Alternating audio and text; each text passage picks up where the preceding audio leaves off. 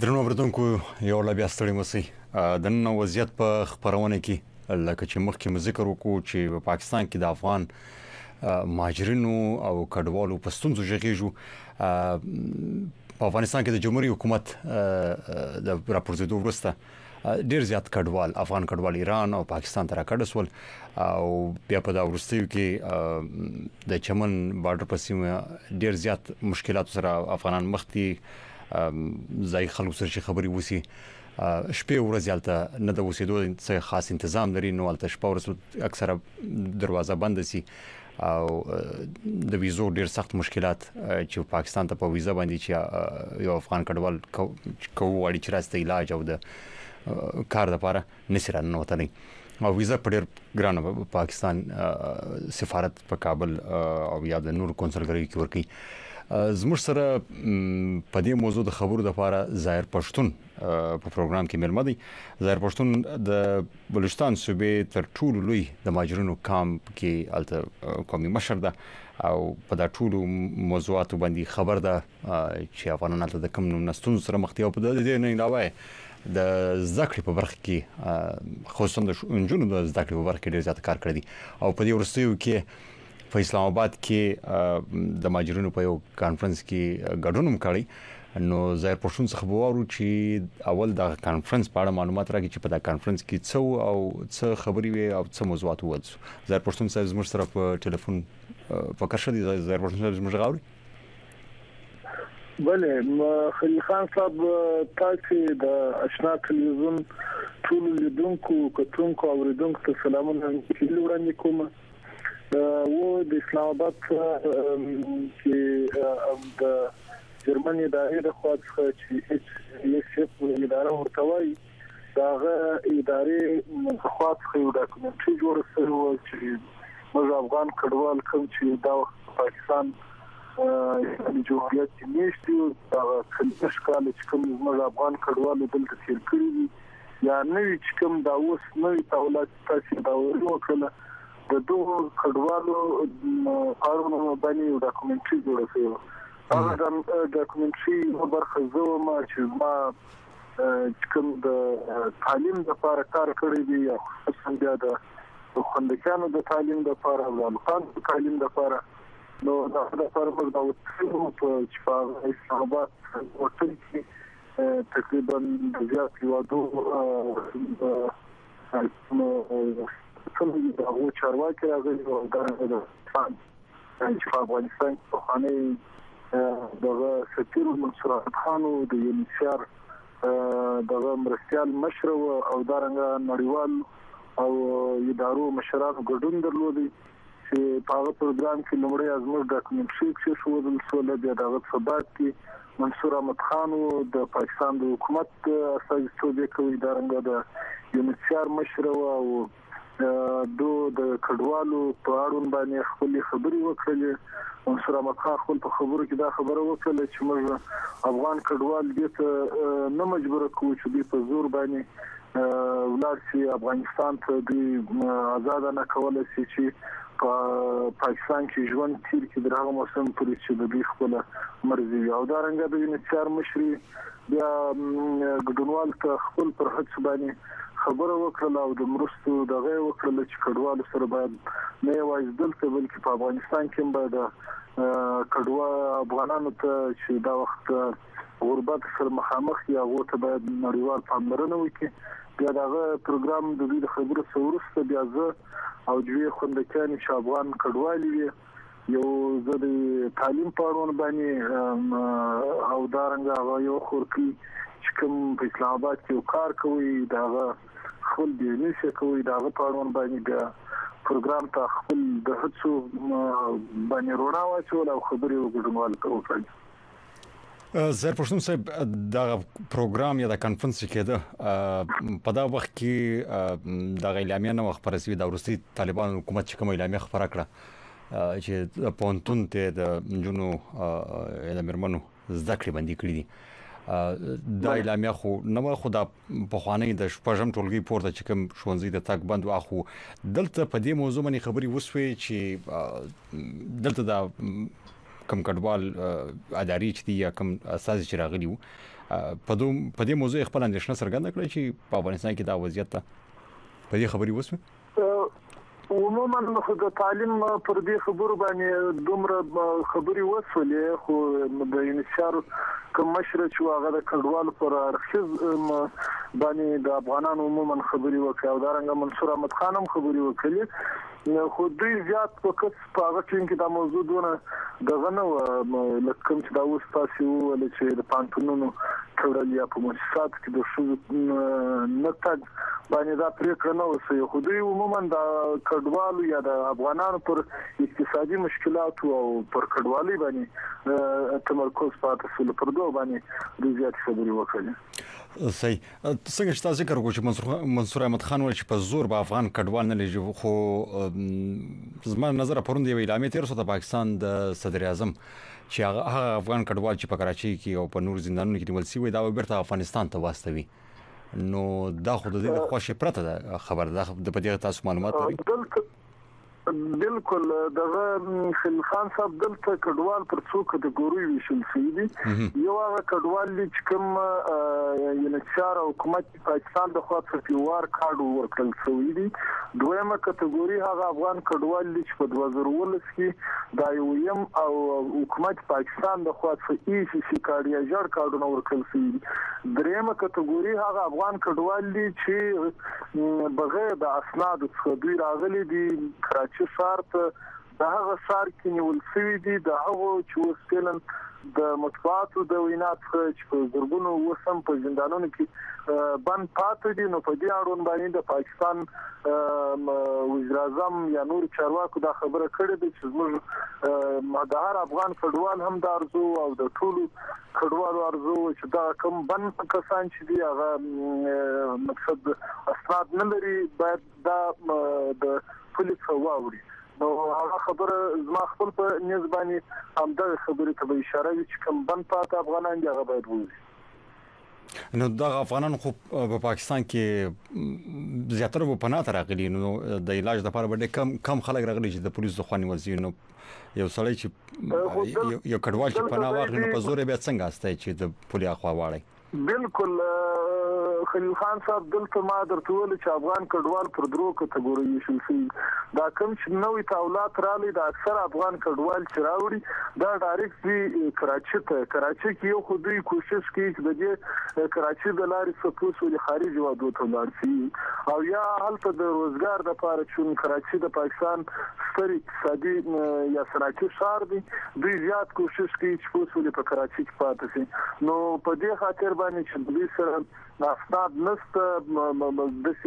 ثبوت شي نسته په دې خاطر باندې پولیسو دوی نیولې دي دا اوس په زندانونو کې دي نو دا د پاکستان د حکومت پر چې دغه تعلق لري چې دا ولې نیول کیږي یا ولې بنديانې دا خو نو باید پاکستان حکومت چارواکي د دې خبرې خبرون دغه لار مو یا خبرې وکړي خپل جواب وایي زه پښتون صاحب دا نیوی راغلي کډوال تاسو کوم ته هم نیوی کډوال راغلي د افغانستان څخه په دا ورستي یو نیم کال کې زموږ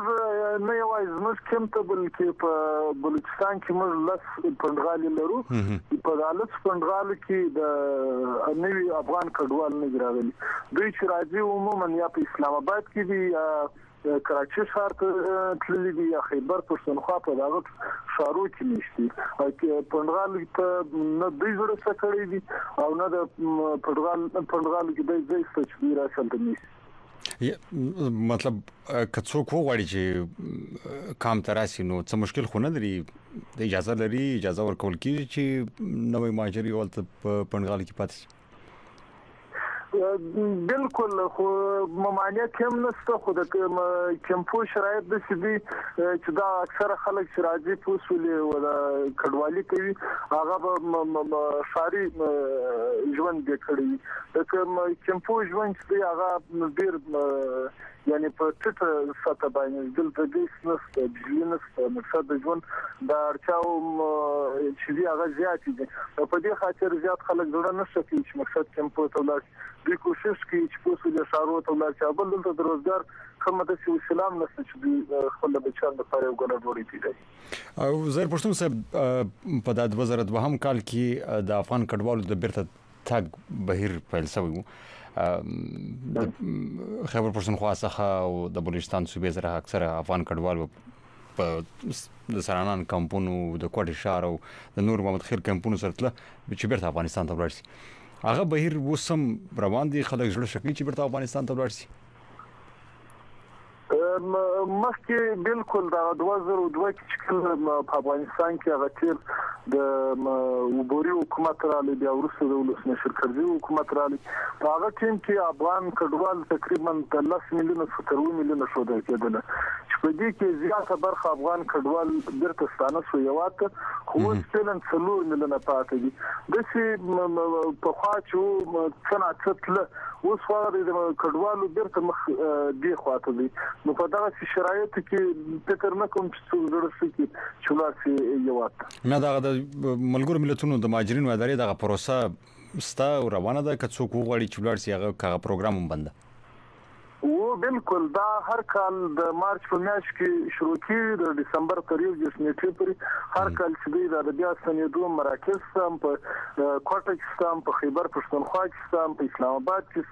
سم په کراچي او په لاهور کې نو هغه که هر افغان کډوال وغواړي چې خپل وطن ته ولاړ شي بالکل دی آزادانه کولای شي چې د نشار په تعاون سره د خپل وطن ستانه شي خو ستا د یعنی په ډلې ستوک باندې څوک ندی تللی خو په امتیازي توګه باندې په سولېزینې کورنۍ چې په وطن کې حالت برابر شوی زړه شکړې په سولېغه په میاش کې داسې سچ مقصد په کال کې په سونه کورنۍ ارکان او افغانستان ته وړي زه پښتون صاحب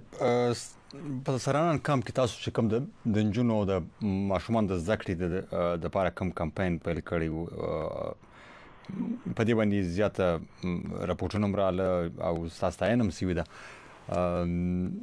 د څنګه دي دا بهیر پیل کا په دې باندې زموږ اوردونکو څه معلومات ورکړي څه مشکلات ترته پیښ شو او وس څنګه حال ده چې افغان جوړی تر 12 تر حتی تر پونتونه پورې په رپورت کې موقته شي وس ذکر کړی دا خلیل خان صاحب کله چې په افغانستان کې د سور جنگ هم شو دا په نتیجه کې موږ کډوال دا زموږ پندغال چې په دې کې موږ د لیکلو څوک نه درلودل موږ د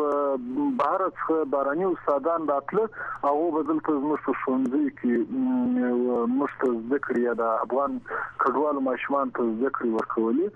بیا په هغه کې ځینې خیریه ادارې خصوصا د کوچنیانو د ساتنې او روزنې مؤسسه چې هغه څو پلانونه کړی شو چې مقصد څنګه وکولای شي چې د لوکانو ترڅنګ انجونی هم زده کړو ته لیوانه کو خو هغه ځینې زموږ خلکو چې د لوکانو تعلیم تم لازم نه شکوي د انجونو تعلیم خو لري خبره نو بیا په دې کې د کوچنیانو د ساتنې او روزنې ادارې او پی د خاصه خوراکي توګه ورکول کېدل ډېری هڅې وسولې خو هغه تقریبا په سل کې 60% د بریا لار خپل کړل بیا په 2008 کې زه کلیوم د کوټ شهر ته یو لوکل سازمان او په هغه سازمان یو شوار ورکوي چې موږ په هر کلی کې ښوونځي وړو په هر ښوونځي کې استاد او کتاب وایو بیا ما د ځان سره دا سوچ وکړ چې موږ افغان کډوال څنګه وکولای شو چې د خپل په ټولنه کې تعلیم د هر کور پورې ورسو او زموږ د افغانانو واحد د حل لار چې دا تعلیم دی نو بیا زراله د هغه خز وکړي د ملګرو او زموږ د ولس مشرانو په همکاري باندې یو 2 شواره ماکس شو ل 4 افغان کډوال باید په ښوونځي کې وي او هر افغان بچي باید مشکل غواړو او هر افغان بچي باید په ښوونځي کې نو دغه سرلیک لاندې پوسولې موږ کمپاینونه شروع کړ هر کال د فبرवरी په میاشت کې په اصول موږ دا کمپاینونه چلو چې په دې کې استادان سرښوونکي د کمیونټي کوم منبران چې دی په اصول کور پر کور کوڅه باندې سرخو په پاکستان کې دا وخت یو 500 سرویس دی یو 500 کمپونه دي په واحد سرانان دي چې دا وخت 2000 انجینر والکان ذکر اصلي او د انجینر د الکانو لیسي لري دا وخت تقریبا تر 300 زیات انجینر چې هغه د 12 سمت سپارغه په کورو کې ناس لري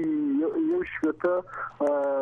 شوونکي چې هغه دغه کمپ او شودونکي دي او ټول مکمل د 12 سمت سپارغه دي او دا رنګه په سلګونو هان زرګونو تر رسیدي چې هغه د 12 ټولګي خالقان تاریخین لري دي کې تقریبا یو سلایا کس چې دی هغه استادان دي په دغه کمپ کې او په افغانستان کې د سپانتون د پونځي نه د پاتې چې د سرانانو یو تن یا دوه تن یا درې تن یا څلور تن د افغانستان په هر ولایت کې توسولته ماشل ونه درلودي یا د پونځي سفاره ونه لري نو دا یو غټ تعاون دی چې په افغان کډوالو په یو 15 کمپونو کې په سرانانو کې راغلي دي چې دا وخت اته نه یوازې په افغانستان کې بلکې په جاپان نور د آسیایي او امریکایي او اروپایي ودونو کې زموږ د کوونکو کلی دي اعلی تعلیمات کلی دي لا اوسم هغه ودونو کې تعلیم حاصلوي صحیح زه پښتون صاحب تاسو ذکر وکړ چې د 12 ټولګي سره فارغ ډیر انجونی اوس په کورونو کې ناسي دي آیا د کار زمينه نه ورته برابر یا بل مشکل ده یا د پاکستان کالج یا پونتون کې داخله نسی اخستای یا څه مشکل ده دلته زموږ تعلیم چې د خلیل خان صاحب هغه افغاني نصاب دی یا پښتو نصاب دی د پاکستان کریکولم زموږ کریکولم فرق سره لري زموږ ټول تعلیم چې هغه په پښتو باندې لکه څنګه چې په کندهار کې کوم تعلیم دی هغه دلته دی مجاغه نصاب استعمالو نو زموږ د دې تعلیم او کریکولم فرق لري او بل چې دا شرایط دي ته نه دي برابر کچې موږ بار دا خبرم کړې ده چې زموږ په د فندغالو یا کم کمپونه چې دی هم دلته د تعلیم د فار په اصول زمينه ورته مسایب چې شونځي وای نو ان شاء الله پانتون هم وای خو دلته چې دی زموږ هغه خیریه اداري یا هغه دغه کوم دغه انشار دی یا نور اداري دي هغه زموږ سره په دې اړه باندې مرسته نه ویلواله چې د ولر تعلیم د لپاره دغه وکی اوس دی وایي چې فرضاً تاسو پاکستاني یونیورسيټان ته ورسي اوس نو پاکستاني یونیورسيټان کې انګلیش او په اردو باندې زده کړی دي مګر دلته زه په پښتو کې په اصل دغه زده کړې ماشله کړی نو زما الفابet نه دي زده په هغه باندې سټډي څنګه کوم په هغه باندې وځه کتاب څنګه وایم نو بیا هغه زموږ شرایط او د دوی شرایط او خپل کلچر او د دوی کلچر هغه ډیر فرق سره لري نو دا ځین نیمګړتیاوې دي چې تر اوسه په خیریه ادارې زموږ سره دغه ځای کې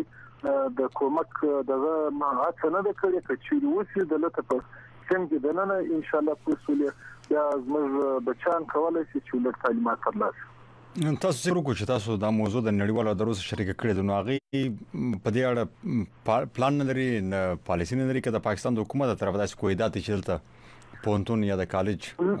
زمينه نه د پاکستان د حکومت د خاص خو خو د زیات خبرې شوي تبلیغات دي چې خلک په اصول د خپل آداب د لپاره غلط تبلیغات کوي د پاکستان د خاص خو پریشر نشته مشکل نشته یوازې مشکل په دې کې دی چې په پیسې کې دی اوس مې نشار دی هغه مشته د اول ټولګي ستراتم ټولګي پر زموږ سره مدد کوي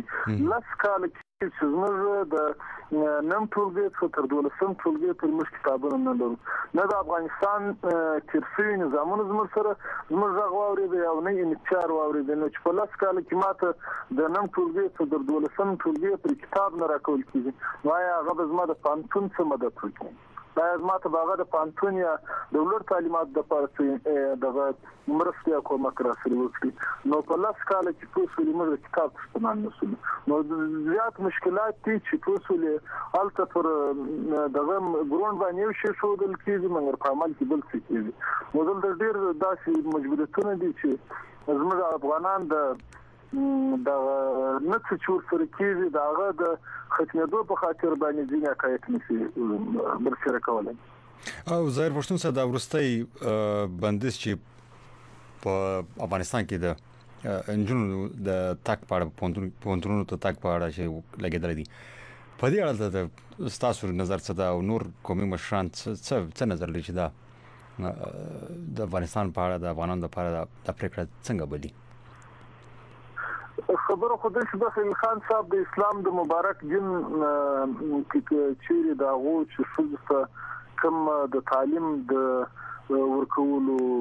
حق ورکړی دی نو موږ داغه خپل دین پرونا کې باید حرکت وکړو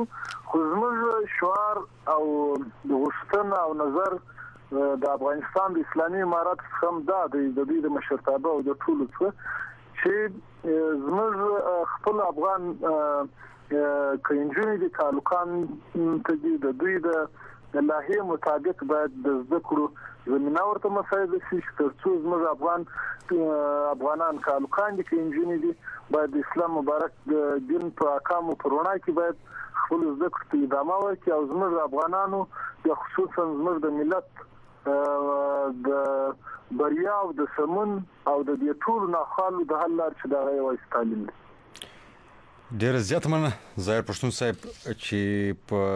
دومره لنډ وخت کې موږ سره په پروګرام کې ګډون وکړو او خبرې مو کړې او خپل نظر مو سره شریک کړ نو ستایډر کور ودان ډیر زیات مننه تاسو مننه کور ودان مننه